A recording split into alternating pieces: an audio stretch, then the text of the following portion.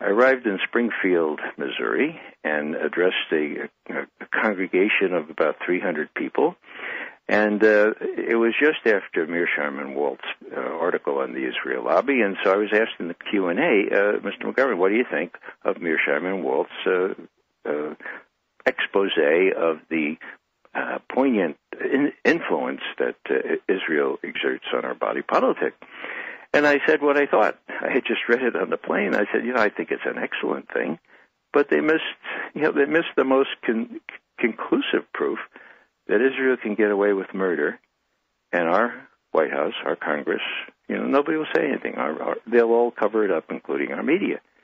And then I looked at these blank stares, and I said, I'm referring, of course, to the USS Liberty incident.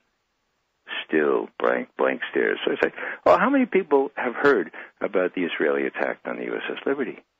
3 hands go up, Scott. Looking at that's about average, actually, one out of 100.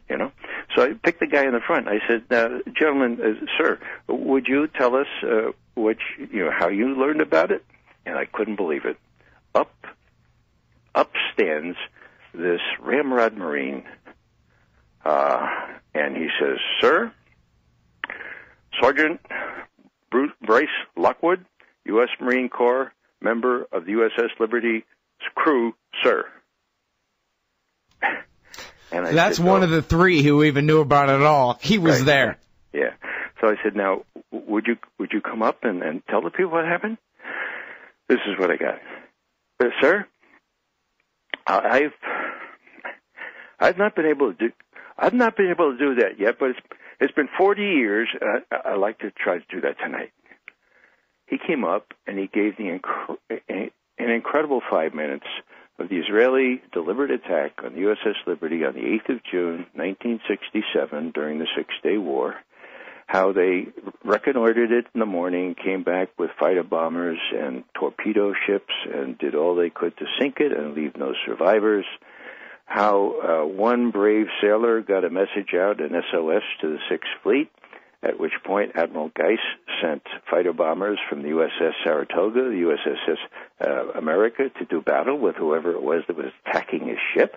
And they were called back by President Johnson saying, "I don't want to get my friends in Israel in any trouble. You call those fighter bombers back." Now, luckily, ironically, Israel had intercepted the SOS, and so they got out of Dodge. They were not able, even though they strafed the lifeboats, by the way, a war crime, pure and simple, they were not able to sink the ship and leave no survivors. It limped back to Malta.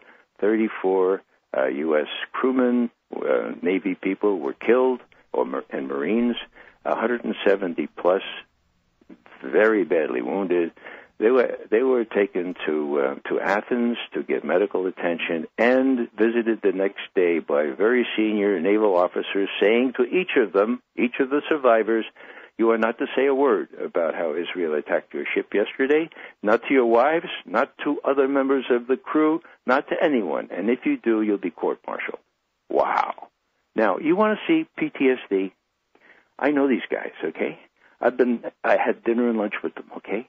And when they explained to me, Mr. McGovern, when we couldn't even discuss this with our own mates, with our own fellow crew people, I mean, this was really, really hard. Now we can, just because good people have come forward and said this whole thing was covered up.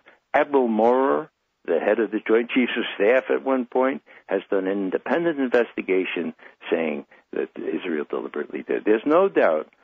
We have intercepts, But, sir, there's an American flag there.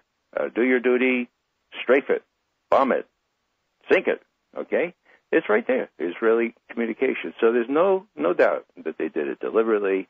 The question is, what was the rationale? There are three theories for that, but I won't go into that because of time limitations. The point here is that in this august audience of, rather senior foreign policy specialists, it was the same ratio. There was just a handful of people who put their hands up when I said, "Who here knows about the USS Liberty and the attack on it on June 8th, 1967? a handful of hands went up. And that's the story. The press, the government, even the Navy, to its discredit, suppressed all this. And when Captain McGonigal, the skipper, who was badly wounded but limped, he made the ship limp back to Malta. Finally, the Navy got some courage, and they said, "Could we, pretty please, maybe give him the Medal of Honor?" And the White House deliberated and said, "Well, all right." And then, you know what the State Department did, Scott? They went to the Israeli embassy, and they said, "Would you have any objection if we gave Captain McGonigal, the skipper of the USS, a Medal of Honor?" And they said, "No, you go ahead." And guess what? The Medal of Honor was given to Captain McGonigal, not in the White House, not in the Oval Office, as is usually the case. It was given alongside the stinking Anacostia River, where there's a very small naval base, given in the early evening of a Friday, and nobody came. That's how bad it is. And so my point simply is that if people don't know about the USS Liberty, then they have no idea that the Israelis can get away with murder, literally, in this case, 34 U.S. sailors, and injuries to 170 plus others.